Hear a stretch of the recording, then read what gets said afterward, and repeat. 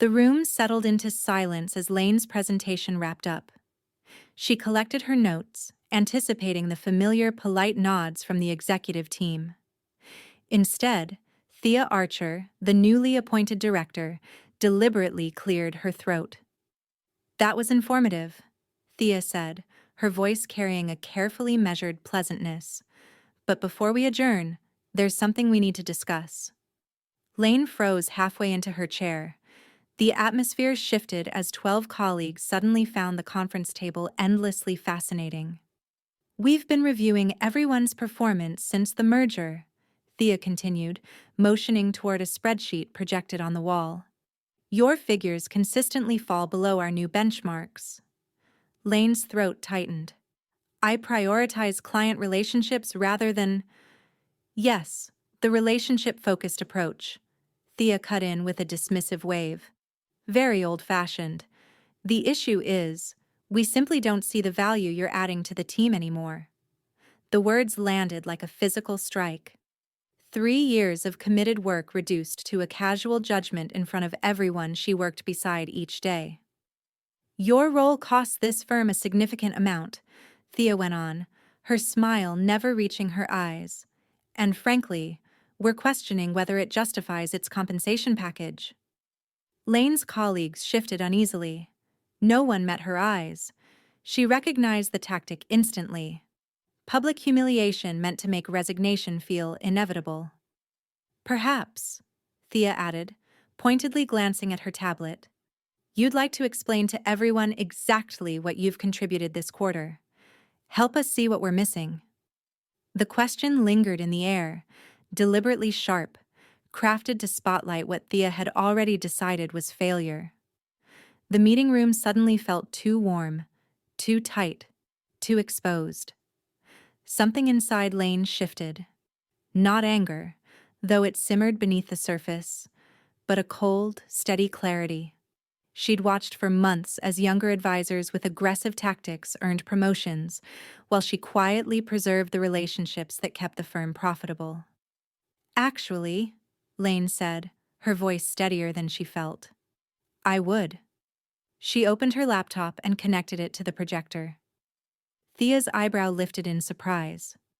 Clearly, she had expected tears or stumbling excuses. "This is my client portfolio," Lane explained, displaying a meticulously arranged spreadsheet. 14 accounts I've personally managed since joining this firm." Thea let out a dramatic sigh.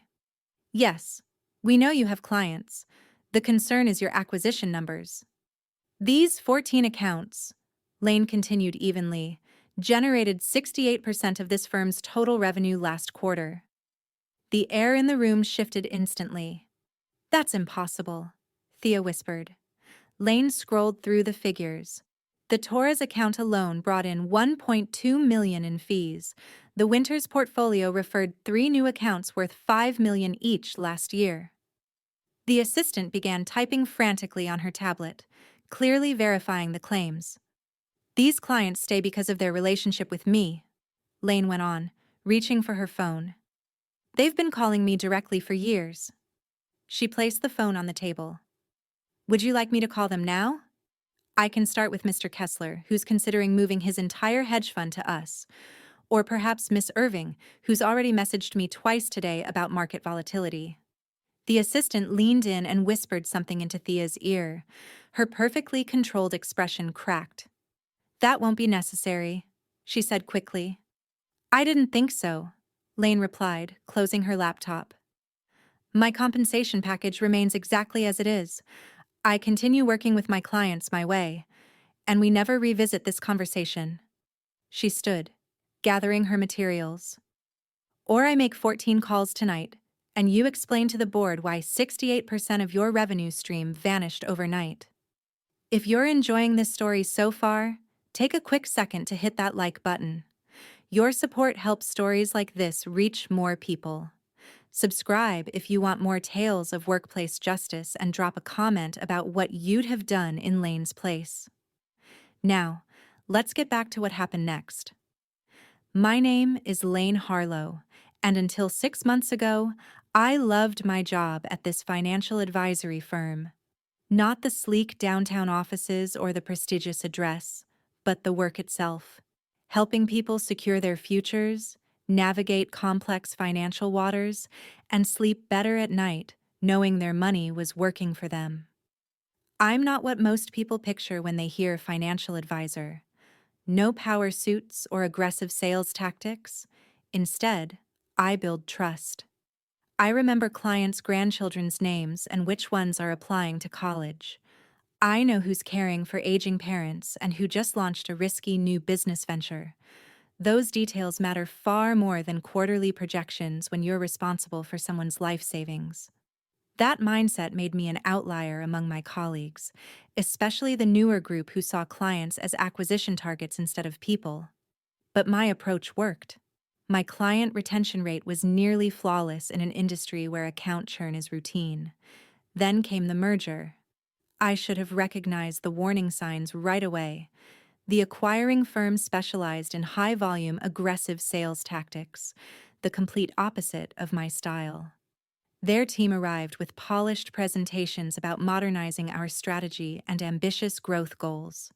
Leading the charge was Thea Archer, appointed as our new director.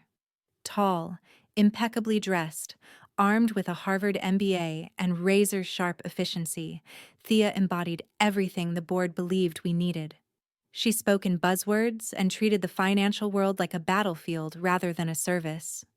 First quarter post-merger, she announced during her inaugural team meeting. We trim the fat. That translated to performance reviews, new benchmarks, and a compensation model that rewarded new acquisitions over client care. The message was unmistakable. Bring in fresh money or become expendable. I watched younger advisors adjust instantly. They stretched their workdays, flooded prospects with calls, and competed ruthlessly for leads. Meanwhile, I stayed the course, spending hours on video calls with anxious clients as the market swung wildly that spring. You're falling behind, my manager warned me 3 months in. Thea is watching the numbers closely. My clients are satisfied, I replied. Isn't that what counts? His expression answered for him. Not anymore. The cultural shift happened fast. Conference rooms once meant for collaborative planning turned into battlegrounds where advisors guarded prospect lists like secrets. Weekly meetings became performance showcases where everyone amplified their wins and downplayed their losses. Through it all, Thea observed with calculating eyes, marking who would survive her regime and who wouldn't.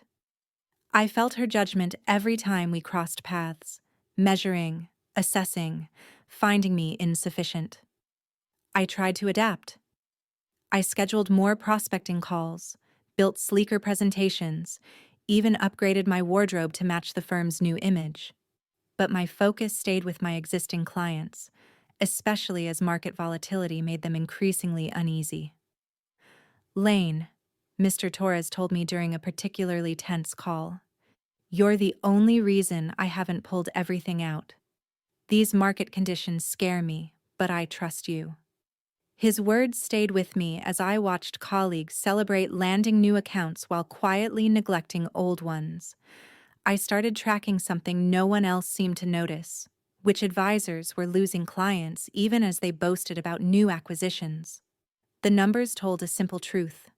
The firm was gaining accounts, but bleeding established ones, except mine. My client base remained stable, their portfolios substantial, their loyalty firm. But those metrics weren't on Thea's dashboard until yesterday, when I received the calendar invite. Performance review, all team members present. The subject line said enough. Thea didn't do private reviews. She made examples. I spent the night preparing, collecting data, organizing figures that told my story instead of hers. I barely slept, rehearsing my responses, planning how to defend my work without sounding defensive. What I hadn't anticipated was the cold satisfaction of watching Thea's confident expression fracture when faced with reality. As I walked back to my office after the meeting, colleagues parted like water around stone. No one spoke. No one met my eyes. They'd seen something they never expected. someone standing up to Thea and winning. I closed my office door and sank into my chair, hands shaking with delayed adrenaline. My phone buzzed. A message from Mr. Torres asking about a potential investment opportunity. A normal routine, except nothing felt normal anymore. I had survived today's ambush, but I had no illusions. Thea wouldn't forget this public challenge. She wouldn't forgive it either. I had just painted a target on my back for something far worse than termination. The question wasn't if she would retaliate, but when and how destructive her response would be. My career, my reputation, my future in this industry, everything now balanced on the razor's edge of Thea Archer's wounded pride. And as I stared at the 14 client files open on my computer screen, I wondered if I'd just made the biggest mistake of my professional life. The next morning, I arrived at the office earlier than usual. The encounter with Thea had left me restless, and I wanted to be ready for whatever came next. The building was silent, occupied only by the cleaning crew and a few committed early arrivals. As I walked toward my office, something caught my attention. The nameplate beside my door now read, Executive Advisor. A promotion without a single conversation.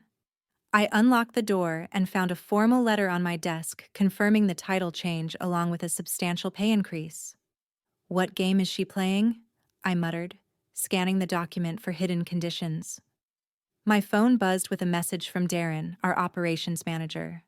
Congratulations. Heard about your promotion. Thea wants you in the executive meeting at 9 o'clock. The executive meeting.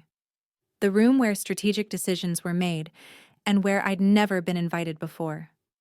When I entered the boardroom at 8:55, conversations went quiet. Thea sat at the head of the table, surrounded by her inner circle, her smile convincing to anyone who hadn't witnessed yesterday's ambush. "Lane, join us," she said, gesturing to an empty chair directly across from her. "We were just discussing the Miller acquisition." I took the seat, aware of every eye on me. The Miller Group was a prestigious client we'd been pursuing for months, a major win if secured. "We need someone to lead the presentation team," Thea continued, "someone who understands relationship building. I think you're perfect for it." The offer was too perfect, too sudden. Yesterday she'd tried to humiliate me into quitting. Today she was handing me a career-defining opportunity. I felt the room watching my reaction. "I'd need to understand the scope before committing," I said carefully. "Of course," Thea replied, nodding approvingly. "We'll brief you fully. The presentation is in 2 weeks." As the meeting continued, I contributed cautiously, watching Thea for signs of her true intentions. She treated me with unexpected respect, seeking my input and nodding thoughtfully, and the other executives followed her lead as if I'd always belonged. Afterward, Mira, the marketing director who'd been with the firm for over a decade, caught up with me in the hallway. "That was strange," she murmured. "Which part?" I asked. "Thea making you point person on Miller. She's been grooming Nash for that account for months." Nash Reed, Thea's protégé, young, ambitious, and aggressively aligned with her vision. If she promised him Miller, why change her mind? I wondered aloud. Mira shrugged. "Maybe yesterday scared her. Your client base represents too much revenue to lose. This could be her way of keeping you satisfied." "Or setting me up to fail," I countered, and her silence said everything. Back in my office, another surprise awaited. An email granting me full access to the Miller file, including all prior communications and research. I spent hours reviewing the materials, searching for traps. The Miller Group managed pension funds for major unions, conservative investors who valued stability over aggressive returns, perfect for my approach, and a terrible match for Thea's high-risk strategies. As I reviewed earlier notes, something felt wrong. The Miller team had emphasized ethical investment standards, yet our proposed strategy barely mentioned ethics and focused on growth instead. I was still puzzling over this when Nash appeared in my doorway, his usual confidence replaced by tightly controlled anger. "Congratulations on the Miller account," he said. "Nash, I didn't ask for this," I replied. "Doesn't matter. Thea says you're better suited." His tone made clear what he thought of that. "I've worked this prospect for 4 months." "Then help me understand them," I offered. "This should be a team effort." "Team?" He laughed sharply. "There is no team anymore. Just Thea's vision and everyone scrambling to fit into it." He stepped closer, lowering his voice. "Be careful with Miller.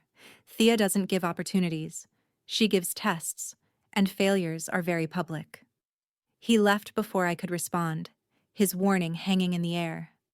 Over the next week, I divided my time between my existing clients and preparing for the Miller presentation. Thea remained unexpectedly supportive, approving additional research and connecting me with firm-wide resources. "You've got this," she said after reviewing my outline. "This is exactly why we need your perspective." Her words should have reassured me, but instead they deepened my suspicion. The more supportive she became, the more I questioned her motives. 10 days before the presentation, I received an invitation to join the executive team for dinner with the Miller decision-makers, an intimate gathering meant to build rapport before the formal pitch. "Business casual?" Thea instructed when I asked about the dress code. "Keep it relaxed but professional." I arrived at the upscale restaurant 15 minutes early, wanting a moment to steady myself before meeting the clients, and the maitre d' led me to a private dining room where Thea and 3 other executives were already seated with 5 people I assumed were from Miller. My step faltered as I entered. Every person in the room wore formal business attire, dark suits, crisp shirts, polished shoes, and my business casual outfit, perfectly aligned with what Thea had described, instantly made me look underdressed and unprepared. Thea's expression flickered with brief surprise. "Lane, we were just talking about you. Come meet the Miller team." The introductions were polite but cool, and I felt their judgment as I shook hands, noticed the subtle glances that said everything. "I apologize for my attire," I said plainly. "There seems to have been a miscommunication about tonight's formality." "Not at all," Vincent Miller, the founder's grandson and current CEO, replied. "We value authenticity over appearances." Still, throughout dinner, the damage lingered. I was marked as someone who hadn't done her homework, who didn't understand the client's expectations, so when the discussion shifted to investment philosophy, I focused on demonstrating my knowledge and understanding of their priorities. "You mentioned ethical investments," Vincent said, "but your colleague Nash presented a very different strategy focused on maximizing returns through emerging markets." I nearly choked on my water. "Nash presented to you already?" Vincent nodded. "Last week. Quite impressive." Across the table, Thea watched me with that same pleasant smile, triumph glinting in her eyes. She'd never canceled Nash's presentation. She'd staged competing pitches and ensured I'd walk in at a disadvantage. "Nash offered one perspective," I recovered quickly. "Our firm values diverse approaches. I'd be interested to hear which elements resonated most with your team." The dinner ended with courteous handshakes and vague remarks about looking forward to my formal presentation, and once the Miller team left, Thea lingered. "Unfortunate misunderstanding about the dress code," she said lightly. "I thought I'd been clear," I replied calmly, "as clear as your decision to have Nash present separately without telling me." Her smile tightened. "Nash took initiative. We value that." "And setting team members up to fail. Is that something we value too?" For a brief moment her mask slipped, revealing cold calculation. "No one's setting you up, Lane. This is a competitive industry. The best ideas win." "And the best manipulators," I countered. "They tend to go far." She gathered her coat. "Your presentation is still scheduled. Make it count." After she left, I stayed seated, mind racing. The dinner, the dress code, Nash's secret presentation, all deliberate moves in Thea's game. She wasn't trying to fire me anymore. She was engineering my failure to prove her dominance. I had 9 days to prepare a presentation for clients who'd already heard a different pitch, seen me disadvantaged, and possibly made up their minds. My phone buzzed with a text from Mr. Torres. Need to discuss market changes. Available tomorrow. I stared at the screen as realization settled in. My 14 key clients, the ones responsible for 68% of the firm's revenue, weren't just my shield. They were pieces on the board, and I'd been playing defense when I should have been planning an attack. I replied, available tomorrow, and I have something important to discuss as well. The game with Thea had moved beyond survival. She wanted to prove I was dispensable despite my client list. I needed to prove something else entirely. Something that would permanently shift the balance of power. As I gathered my things, Vincent Miller unexpectedly returned. Miss Harlow, a moment. I braced myself. That comment you made about ethical investments, he said quietly. It's the first time anyone from your firm addressed what actually matters to us. Returns matter, I acknowledged, but not at the expense of your values. He studied me. Nash's presentation was flawless technically, but it ignored who we are. Your insight tonight, despite the circumstances, aligned far more with our needs. He handed me his card with a personal number written on the back. Call me before your presentation.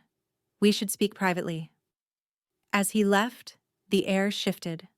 The first sign that Thea's perfect strategy had a flaw she hadn't anticipated. The real battle wouldn't be fought with slides and projections. It would be won or lost in the relationships I'd spent my career building, and that Thea had spent hers learning how to exploit. The next morning, I woke with a sharp sense of clarity. For months, I'd been playing defense, adjusting to Thea's culture, trying to prove my value by her metrics, reacting to her moves instead of anticipating them. That stopped today.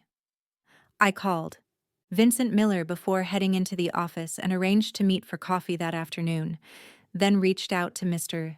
Torres, confirming our meeting and asking for an additional favor that made him pause, but ultimately agree. At work, I maintained a calm, deliberate exterior while initiating the first phase of my plan. I spent the morning contacting each of my 14 key clients under the guise of quarterly updates, but in truth, I was gathering leverage. Around noon, Mira found me in the break room, concern etched across her face. Something's happening with the Miller account, she whispered, glancing around to make sure we were alone. Thea's been in closed-door meetings all morning. The presentation might be moved up. When? I asked evenly. Possibly Monday. 3 days from now instead of 9. I nodded, unsurprised. Thanks for the warning. She hesitated. Be careful. I've seen this pattern before. Thea identifies threats, neutralizes them, then discredits them so completely they never recover. You've worked with her before? Not directly, but I know 3 people from her previous firm. All challenged her. None still work in the industry. The weight of that settled heavily. This wasn't just about keeping my role. It was about my entire career. What happened to them? I asked. Different tactics, same outcome. One was framed for an ethics violation. Another was pushed into making a disastrous recommendation that cost a major client millions. The third, she paused. The third actually exposed Thea's methods to the board, and Thea resigned with a generous severance, only to resurface 6 months later at another firm with glowing references. The whistleblower, however, was blacklisted. I absorbed that quietly, adjusting my strategy. Thea didn't just remove opposition, she destroyed it with precision. Mira checked her watch. I should go. I've already said too much. Why tell me at all? I asked as she turned away. She stopped at the door. Because in 15 years, I've never seen anyone stand up to her the way you did. Maybe you'll be the exception. After she left, I accelerated my timeline. If the presentation was being rushed, my response had to be faster. I texted Mr. Torres, moving our meeting to that evening. My coffee with Vincent Miller later that day revealed more than I expected. Your firm's pursuit of our business has been aggressive, he noted casually. 5 presentations in 3 months, each promising higher returns than the last. 5? I asked, genuinely surprised. I only knew about Nash's and mine. Vincent nodded. Thea gave the first 2, then someone named Preston, then Nash last week, and now you. Preston, another of her protégés. The pattern was obvious now. Multiple uncoordinated pitches, all competing internally. That explains the inconsistency, I said carefully. May I ask what you're actually looking for in an advisory relationship? He studied me before answering. My grandfather built this company on 2 principles: financial sustainability and ethical responsibility. Our current advisors focus entirely on the first and ignore the second. Every proposal we've seen from your firm pushes aggressive growth that would compromise our ethical standards. More return, less conscience. I understood immediately. Thea's growth at all costs mindset was fundamentally misaligned with the Miller Group's values. What if I told you there's a way to honor both principles? I asked, not as a compromise, but as complementary strategies. For the next hour, I laid out an approach built around his true priorities, not Thea's assumptions. By the time we parted, he asked for a full proposal, not for his team, but for him personally, by the end of the week. Regardless of what happens with the formal presentation, he said, I want to see your vision. That evening, back at my apartment, I prepared for my meeting with Mr. Torres. At 68, Fernando Torres had built his wealth through decades of careful investments in real estate and technology startups. But more importantly, he'd become a mentor, regularly inviting me to industry events and introducing me to his extensive network. This isn't just about protecting your job, he said after I explained Thea's behavior. This is about exposing a systemic problem within the firm. Exactly, I agreed. This isn't personal rivalry. It's about client welfare and ethical advisory practices. He nodded slowly, thoughtful. And you're certain other clients are experiencing similar issues? I've spoken with 12 of my 14 key clients today, I replied. All reported being contacted by other advisors at the firm within the past month, each offering to review portfolios or discuss new opportunities. They're trying to establish relationships that would survive my departure. Mr. Torres's expression darkened. Poaching attempts disguised as customer service. Exactly. But none of those advisors have our history or understand their specific needs. This isn't about serving clients. It's about claiming accounts. He leaned back. So what do you need from me? 2 things, I said. First, your presence at a meeting I'm arranging for next Thursday. And second, your discretion until then. He agreed without hesitation, and by the time he left, the framework of my plan was firmly set. The next morning, Saturday, I should have been preparing for Monday's potentially accelerated Miller presentation, but instead I spent hours calling my remaining key clients, securing commitments for Thursday's meeting. By noon, all 14 had confirmed, many voicing concern about changes they'd noticed since the merger. I was finalizing my notes when my phone rang, Thea's name flashing on the screen. I'm glad I caught you, she said briskly. There's been a change to the Miller presentation. It's been moved to Monday morning. I'd heard rumors, I replied evenly. Any particular reason? Vincent Miller requested it, she said smoothly. He was apparently very impressed with Nash's pitch and wanted to expedite the decision. The lie was almost admirable in its boldness. Vincent had told me plainly that Nash's approach ignored their core values entirely. I see, I said. I'll be prepared. Excellent, and the format has changed. Rather than individual pitches, It will be a joint presentation. You and Nash together. There it was. The trap. A forced collaboration designed to produce a disjointed, contradictory failure. That's unusual for a final presentation, I noted. The client specifically asked to see how our team collaborates, she replied. I've already briefed Nash. He'll reach out today. After the call, I sat motionless, absorbing it all. A joint presentation with no time, a colleague incentivized to undermine me, and a client whose true priorities were being ignored. It was elegant, calculated, destructive. Nash called 30 minutes later, his tone clipped and professional. We're presenting together Monday. I've structured the deck. You'll handle relationship management. I'll cover strategy and returns. That doesn't align with what Miller actually wants, I said. What Miller wants is irrelevant, he snapped. What impresses the evaluation committee is what matters. Follow my lead. Don't contradict me, and we'll get through this. And if your insights conflict with mine? His laugh was cold. Keep them to yourself until after we secure the account. That's not how this works, I said. Clients deserve honesty from the start. Honesty doesn't win accounts, he replied. Results do. He sent the deck moments later, slick, polished, and fundamentally flawed, obsessed with aggressive growth and nearly silent on ethics.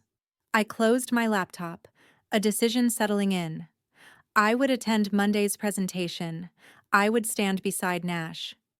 And I would do exactly what the client needed, regardless of the consequences with Thea. But Monday was only a skirmish. The real battle would come Thursday, when all 14 of my key clients gathered in one room, a meeting Thea didn't know existed and couldn't possibly anticipate. My phone buzzed again, a message from Vincent Miller. Received a troubling call from your director suggesting you're being reassigned. Should I be concerned about Monday? Another layer of Thea's strategy revealed itself. I replied, no concerns necessary. Monday will be revealing in ways no one expects. I set the phone aside and opened a new document on my laptop. The title read, Client Protection Protocol. Ethical Concerns, Post-Merger. The countdown to Monday had begun. Thea believed she was orchestrating my professional end. She had no idea I was documenting hers. Monday morning arrived with the tense stillness that comes before decisive moments. And I arrived early, reviewing both Nash's presentation and the alternative approach I had prepared based on Vincent Miller's true priorities. Nash found me in the conference room, his confidence palpable. Ready to follow my lead? He asked. I'm ready to serve the client's best interests. I replied evenly, earning a narrowed look. This isn't the time for your relationship philosophy. This is about winning the account. Is it? I countered.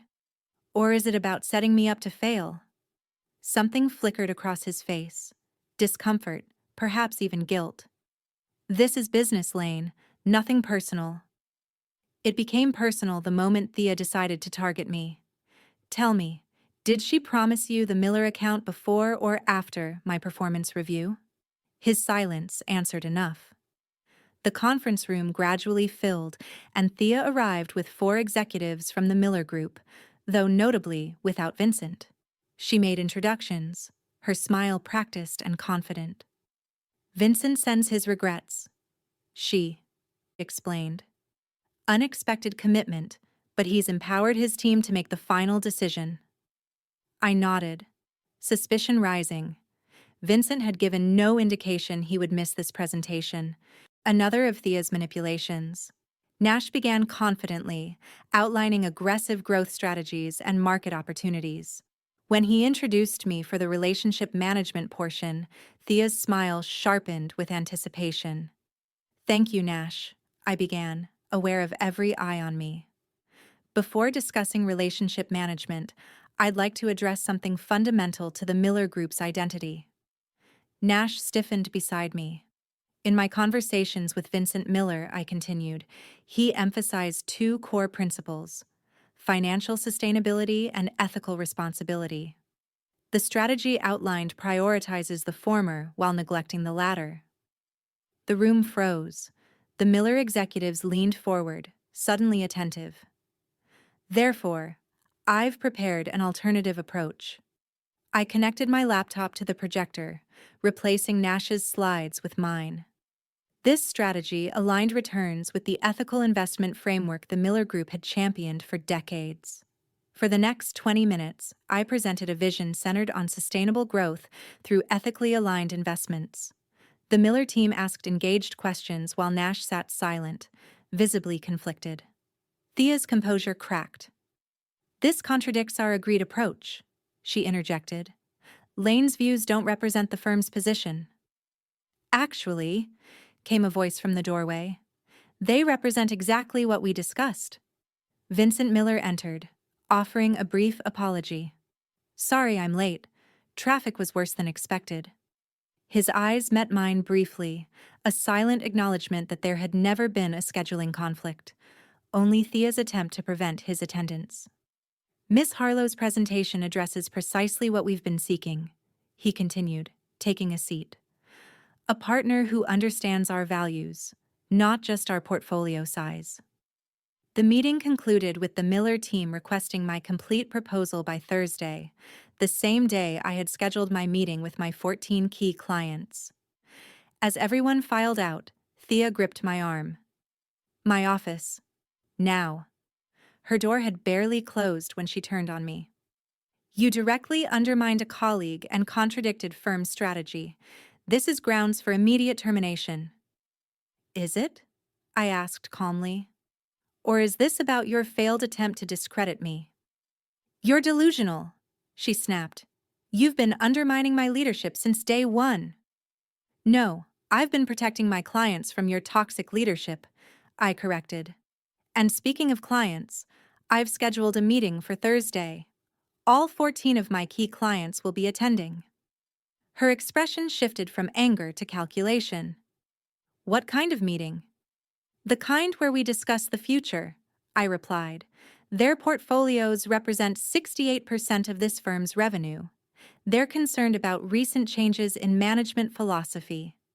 Understanding dawned in her eyes. "You're threatening to take them elsewhere." "I'm giving them complete information to make informed decisions, something this firm used to value before you arrived." For the first time since I'd known her, Thea looked uncertain. "The board won't allow this." "The board has been invited," I replied. "As has the Miller Group."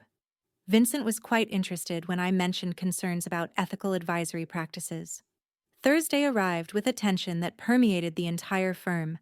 The largest conference room had been reserved, security posted discreetly outside, my request approved by the board chairman after I shared selected portions of my documentation. One by one, my clients arrived, collectively representing over $2 billion in managed assets. The board members followed, then Vincent Miller and two of his executives. Thea entered last, her expression carefully neutral, though her eyes burned with contained fury. Once everyone was seated, I began. "Thank you all for coming. This meeting was called to address serious concerns about the direction of our firm following the merger." I outlined the systematic changes in client management, the attempts to separate clients from their established advisors, and the prioritization of new acquisitions over client welfare. As I spoke, I distributed folders containing documentation, emails, meeting notes, and performance metrics, all telling the same story. The essential question, I concluded, was whether this firm still deserved their trust. Mr. Torres spoke first. "I've been with this firm for 22 years. Recent changes have made me question that relationship for the first time." Other clients nodded in agreement, several sharing similar experiences, mysterious calls from new advisors, suggestions to consider aggressive strategies contrary to their established goals. The board chairman's expression darkened with each testimony. He turned to Thea. "You assured me client relationships were being protected during the transition." "They are," Thea insisted. We're simply modernizing our approach to better serve client interests, without consulting the clients about their actual interests. Vincent Miller noted dryly, a concerning pattern we observed during your pursuit of our business. The meeting continued for 2 hours, and by its conclusion, 3 things had been established. My clients would remain with the firm only under my direct management. The board would conduct a comprehensive review of post-merger practices, and Thea would take temporary leave effective immediately. 3 weeks later, the board announced a restructuring of the executive team. Thea's resignation was accepted, and a new position was created, Chief Client Advocacy Officer, reporting directly to the board. They offered me the role the same day the Miller Group signed with our firm, specifically requesting me as their primary advisor. My new office overlooks the park, and my client list has expanded to include others seeking the relationship-based approach I champion. The culture is slowly healing as the focus returns to client welfare over acquisition targets. Yesterday, Nash stopped by my office. I wanted to apologize, he said awkwardly. I got caught up in Thea's vision of success. I forgot why we do this work in the first place. We all lose perspective sometimes, I replied. What matters is finding it again. As he turned to leave, he paused. How did you know you'd win when you stood up to her that first day? How did you know it wouldn't destroy your career? I considered the question carefully. I didn't know, but I understood something Thea never did. Real value isn't measured in acquisitions or growth metrics. It's built in trust, maintained through integrity, and proven when it matters most. Sometimes, the most powerful revenge isn't destroying your enemy, it's rebuilding the system they corrupted until there's no place left for their tactics to thrive. If this story resonated with you, take a moment to hit that like button and subscribe for more tales of workplace justice. Have you ever had to stand up to a toxic leader? Share your experience in the comments below. Your story might help someone else find their voice when it matters most.